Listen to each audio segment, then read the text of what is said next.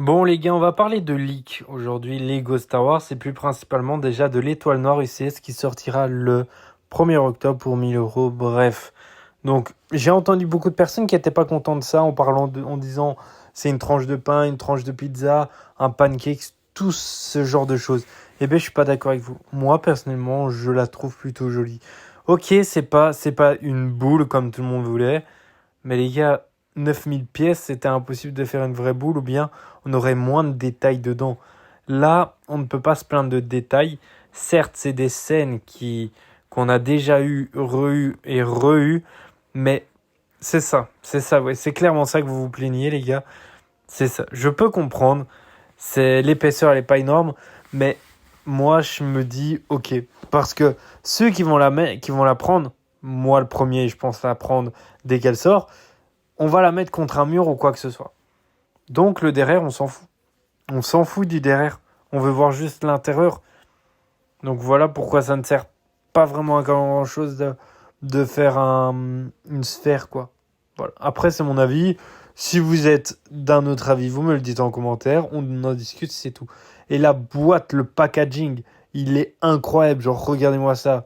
Après, oui. J'ai vu un YouTuber, Brickmetry, qui a dit quand on voit une boîte comme ça, on se dit qu'on va avoir un set de malade. Et on est un peu déçu. Oui, je sais, on est un peu déçu, mais déjà, la boîte, ok, ça fait rien. Mais l'esthétique qui donne de la boîte, ça joue aussi un peu un rôle. Vous voyez? Est-ce que vous voyez ce que je veux dire?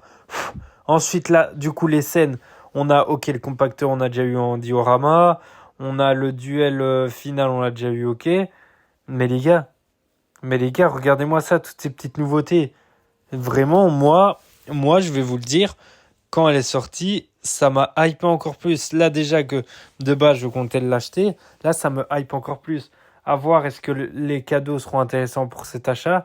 Si c'est pas intéressant, moi, je vous le dis, j'attends. Mais on verra tout ce que ça donne. Genre, déjà, juste faire un petit hangar et mettre un petit Imperial Shuttle. Ça, déjà, c'est quelque chose.